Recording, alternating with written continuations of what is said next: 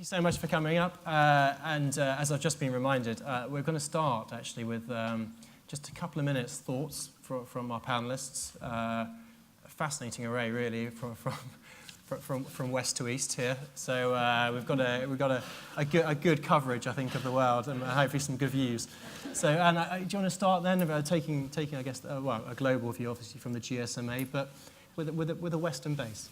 Yeah, because I was going to say that the GSMA clearly is global, and I don't want the GSMA to be confused with only a European organization. I say that all the time wherever I travel. But I'm happy today at this ETNO event, at this FT-ETNO event, to take a more Western view. So the first thing is that mobile, the huge success of mobile originated in Europe with the GSM standard. And we forget that, but that's the GSM standard that eventually evolved into this technology that now is the furthest reaching technology in the world. 3.3 billion individual users. Everybody talks about connections, 7 billion connections, but individual users, 3.3 billion men and women having access to mobile everywhere in the world. I think that's phenomenal. But of course, as we sit here in Brussels today, we have to recognize that those days are long gone, and clearly the leadership is not in Europe anymore. It's in the US, we've heard about it quite a lot, and in a number of markets in Asia, and in a number of other very innovative markets. So why? I think there's a number of factors. Economy, probably too many players, competition, and regulation, and public policy.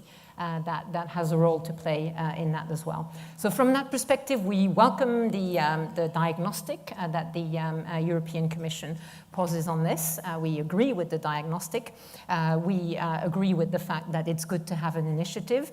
We have very mixed feelings about the current proposal that is on the table. We've heard about it quite a lot. A little bit of sweet maybe at some point in the future if it passes the next stages of the debate, and a lot of sour right now. That would be my initial opening comments. Yeah? Come back very soon in that case.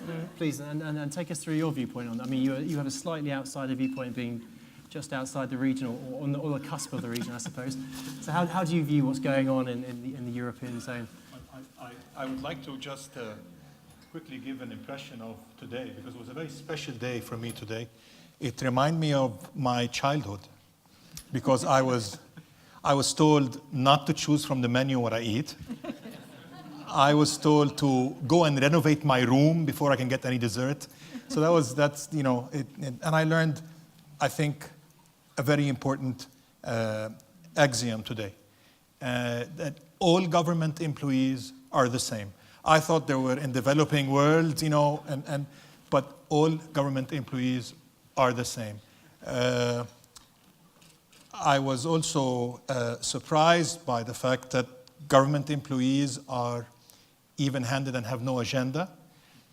The surprise is that every time there's an election, they always move to change and move to change. They should be banned from doing any policy changes before a certain time before the election. I was also surprised to find out that there are investors who are excited to hear that there's new regulation coming. I'm dying to see who these investors are. So this is also new, and then more importantly, I'm going to have a talk with my chairman, Mr. Hariri, and tell him that it's frowned upon if I deliver dividends to you. I mean, we should not deliver dividends. We should keep investing and investing. And by the way, factually, I agree with what was said, is that we did not deliver the appropriate dividend. In my opinion, and I just wanted to highlight these things because I think this is the problem. This is the problem. We need to be left to innovate and to have some kind of a profit. That's what turns innovation. That's what turns entrepreneurs to inventors and to business people. And today something very important was said, is that in our industry, we need to invest more in software in order to serve the other industries, because we are the one industry in every industry. We need to learn to find out what does education industry need, healthcare, and so on and so forth. But we can't do that because we are stuck in this network phenomena, and we have this pressure because of that non-even playing field. Today, I'm investing for a lot of other companies, and I think it is not fair and does not make business sense. So from one side, they say, you as an operator, you have no problem to differentiate your quality of service on the retail side, but on the wholesale side, you can't do that. I cannot talk to a company like Netflix who manages to get on my network with a credit card, take income, and not pay anybody anything, and because it's freedom of speech, freedom of entrepreneur, all of the freedom aspect, and it just simply doesn't work, because I think we need to both to have that the same rules apply. Either I can grab a picocell and go to Park Avenue, 42nd Street, and say, guys, you know what? Freedom, baby. I'm here. And I am going to start selling prepaid cards. Or we are both regulated. Now, mind you, and last thing I want to finish with to tell you, I'm very proud of our industry. And I think we are not doing a good job in showing what have we done to the world. There would have been no Google if there would not have been the networks that we have created. This is a partnership. The innovation that we've put in our networks, the innovation that we put in our payment systems, the new revolutionary ideas in human resources, hiring minorities, hiring women, the revolutions we've made in marketing communications, in logistics, is really phenomenal. If you look at how fast the network moves, how fast you can download a movie 2 years ago, how fast you can download it now, we did not sell that good enough. I sit with a lot of companies on the internet, and they have, basic innovation, but it's still said that they are more innovative than us. And I think this is something that we need to work with through ETNO, through GSMA, to show what we really have given the world. And we're very proud of that. We just need to, I think, display it and PR it more. Good. Thank you very much. And applause for that. And Ryan, we debated earlier whether or not Huawei was the largest or second largest network provider in the world, but we beg to differ, I think, on that point. But it's tell us from your point of view, and again, someone who does a lot of business in Europe, but based in China, how do you see the regulations and the market evolving? Huawei is a global company, but today, Dan put me into a very special position, put me into the eastern part of the regions. So I think today perhaps is already the time for European players, including telecom operators and the telecom vendors, to look outside its border for different perspective. Actually, if you talk about the telecommunication industry, I think a lot of developed Eastern countries, their government have different point of view of ICT industry. I joined an ICT summit in Malaysia 3 years ago. The Prime Minister of Malaysia, he said, Malaysia government will invest on ICT industry. We will start our national broadband project. And we hope, based on this investment, we could change the ICT industry, become the strongest engine for Malaysia economies. But today, in today's summit, I heard a lot of different information. It seems a lot of countries just treat telecommunication industry as a cash cow. A cash cow, you don't have to feed. a core that you don't have to feed. So perhaps, it's built a lot of very strict regulation and also charge a lot of the license fee. Yesterday, my colleagues told me some interesting information. Just 6 countries in West Europe, include UK, Germany, Spain, Italy, and Netherlands, only for 4G license, they paid 18 billion euros. This is almost the most expensive license all over the world. So you can imagine if telecom operator, they use their money, they pay their money for license, how could it possible for them to invest on infrastructure and on innovation? I believe from now on, we should be thinking, we should change our mindset to think some new and more proactive regulation and policy. Not only treat the telecommunication industry as a cash cow. Perhaps this is a cow, but you must feed something. Otherwise, it cannot become sustainable engine for whole European economies. So this is my point of view. Very interesting, thank you. And I'll come straight back to you, actually, because you are a global company, obviously, as we should point out. So from your point of view, have you noticed that Europe is behind other parts of the world? I mean, you do business in everywhere from Korea and Japan, which are very advanced nations in 4G and fiber. Do you think that Europe has lost its edge? Actually, on this part, perhaps I have more optimistic view of European situation on, at least for the telecommunication industry. It have no doubt Europeans still leading on the research and standard for telecommunication industry. It have no doubt.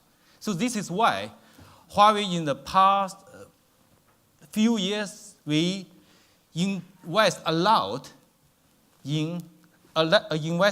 of R&Ds in Europe, and we will continue to increase our R&D investment in Europe because this is currently for telecommunication industry. It's still the engine for the basic research and for the standard.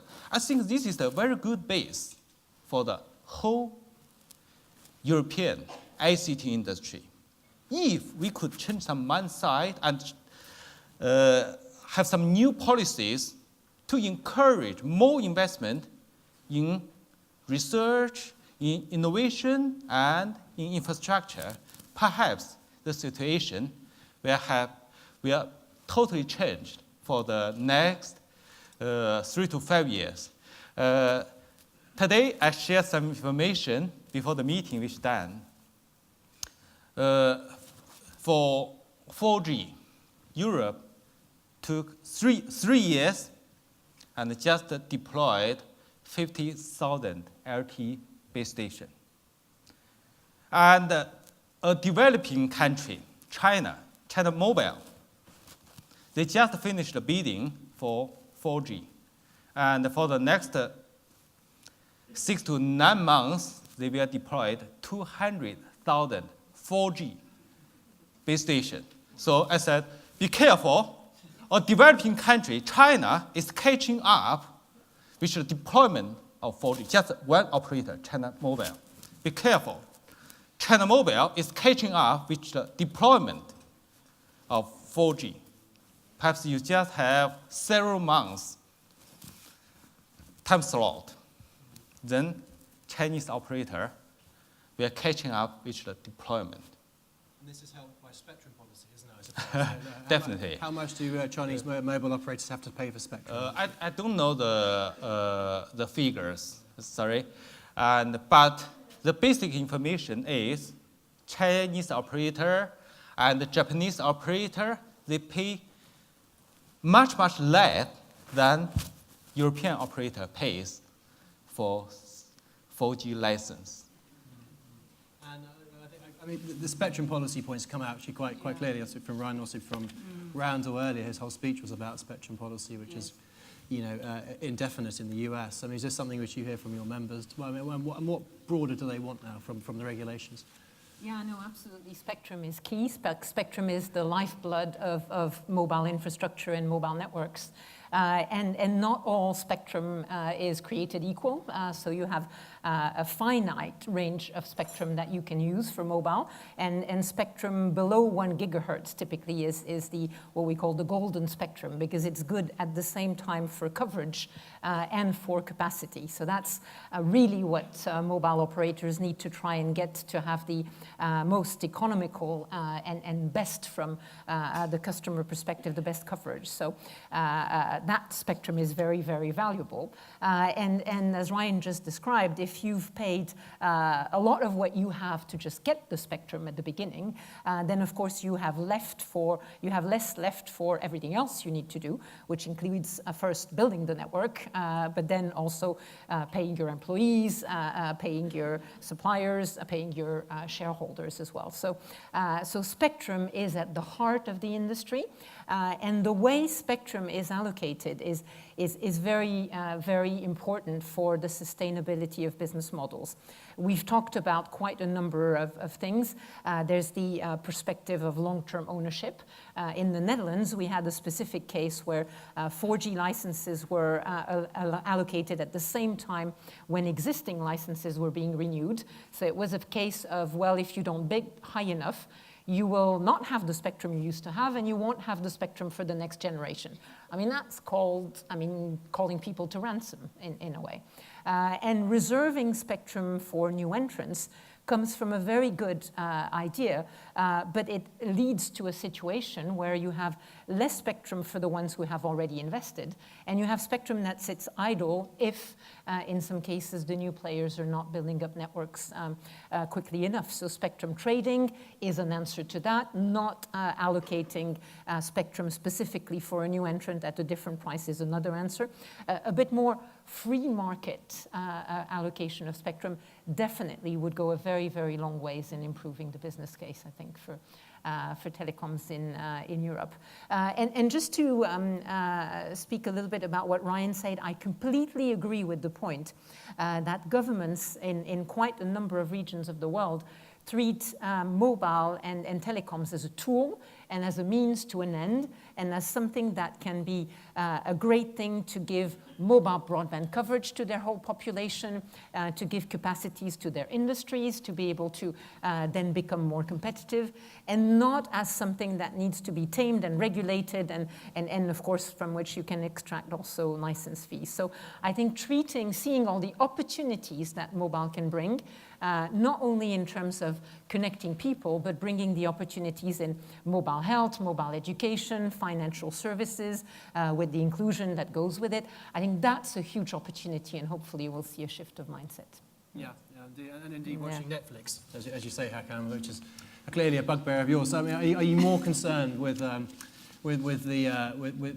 fact that these OTT companies are riding freely over your networks than you are how the regulators regulate you? I detected a certain impatience with your opening speech. Just an example, I think it's a whole package that we need to look at. It's the whole ecosystem. I was going to say it's a whole menu, so I took that back. It's a whole ecosystem that we would need to look at. How do we treat our subscribers? What are the privacy limits? And when we talk about this, look, we always talk about convergence. Everybody says, convergence of voice and data. The real convergence in our market, the true, honest to God convergence in our market is information technology and communications. The next few years, you cannot even draw a gray line between them. They are converging and converging rapidly. So when we look at a subscriber, when we look at a customer, we need to make a decision. Are we going to regulate or not? And if we regulate, we cannot pick and choose how and who responds to the regulation. We either pay taxes or we don't pay taxes. We either protect the customer rights. We either have a fee for using a certain infrastructure. And I think we haven't reached this point yet. But I think the greatest danger that we are facing today, all throughout the world, is that, believe it or not, a lot of governments look up to the European governments. Yes. No matter what you go and tell them, no, take it easy. They can make mistakes. They say, okay, look what happens in Europe. And the example where I was born and raised in the Middle East, and a lot of areas in Africa, a lot of areas in Asia, is exactly that. And we do a mistake by replicating what they're doing. And I think today, when we are talking about regulation, will lead to further investments. And then we put semantics that doesn't fit the actual pitch, where we see that the Europeans are divided between borders, and they're paying license fees, and they're paying for spectrum a certain way, but the only thing we want to pick and choose is, but you guys can't have roaming. These are the things that I think are going to backfire. I believe, especially I'm talking on behalf of Türk Telekom Group, we believe in innovation. We are one of the most innovative companies. We are competing with every OTT. Sometimes we befriend them and partner, and sometimes we compete with them. We have brilliant new solutions. We've had IPTV in Turkey for the past almost 3 years now. We have 1.25 million subscribers on Web TV and IPTV. We think there's a tremendous future in Web TV. We have a lot of content that we're raising. So in no way, shape, or form are we saying that we don't want to innovate and we don't want to change. But the transformation has to be throughout the ecosystem. The governments have to rethink how they manage spectrum, like Anne said, taking it ransom. The regulator cannot use the same 20th century thinking that I'm regulating size, they're getting too big, what about the alternate operator?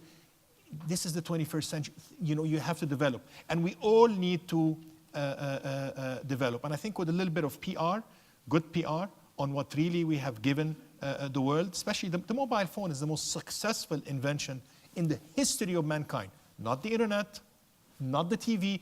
The penetration rates that the mobile phone has hit the last 10 years is unheard of. Nothing has reached these penetration rates. So we've given something. So I think we need to put the image that we are innovators, that we believe in technology, we believe in competition, but we want the government to make up their mind. How do you want to play this? And there's no difference really between, like mentioned today, my colleague was talking, I think it was brilliant, about iTunes and how you're stuck in iTunes. I have an MNP that allowed 36 million subscribers to transfer in less than 24 hours. And if I don't do it, and if I even seem that I'm not smiling while doing it, I get fined. I don't think this is fair. Call center, customer care. Has anybody contacted Google customer care? It sucks. I mean, it's incredible. There's nothing. There's nothing there. But I have to go through regulation. When do I need to pick up on which ring? On which ring I have that? The quality of service has to reach 90%. All of these are things that I think we need to look at them. So I'm happy if they want to put the quality of service, but I think it's very difficult to. And it's enough that Apple is being subsidized by our industry $55 billion a year. So that's good for them. I mean, they can enjoy that, but they need to play by the same rules we do. Yeah, so you're fighting fire with fire there. You're going for content, you're going for devices, you're going for technology. Is that the answer? But you need some regulations as well. Yes. Just to be clear. Plus we are the industry in every other industry. We have to become experts in for each company to become expert in 3 or 4 vertical industries. In Türk Telekom Group, we are experts in education. We have digital education that we're really focusing on. We can do so many things with that.